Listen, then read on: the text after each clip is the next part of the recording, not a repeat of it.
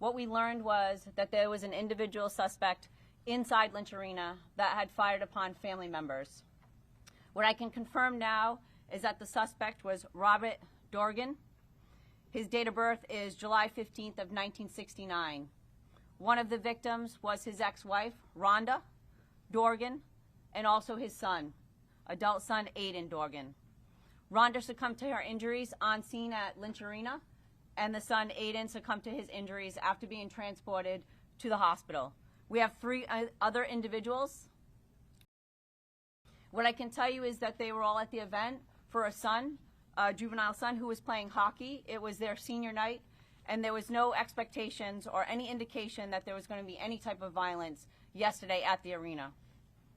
I can tell you that individuals on site, several bystanders, I would say that probably whether they have been family or friends of the individuals playing hockey, stepped in.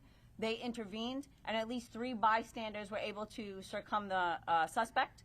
At that time, the suspect did reach for a second firearm, and he did inflict a self-inflicted gunshot wound, which is what he succumbed to on scene.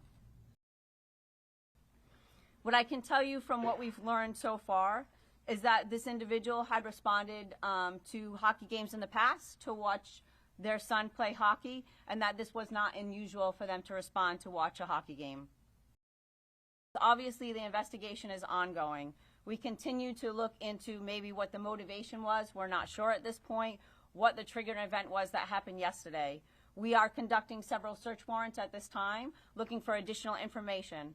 We have reviewed several videos, both internally because it was a sporting event, so Live Bond was streaming that event for the families.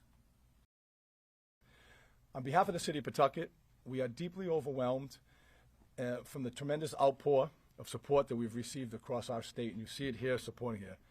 Yesterday, our community, but many communities, our state experienced an unthinkable tragedy and at the Dennis M. Lynch Arena. What should have been a joyful gathering of students, parents, athletes, and families and their friends became a moment of really frustrating and turmoil, and it's shaken the community of Pawtucket and the communities of all the representatives that are here in the state as well as the core hockey community.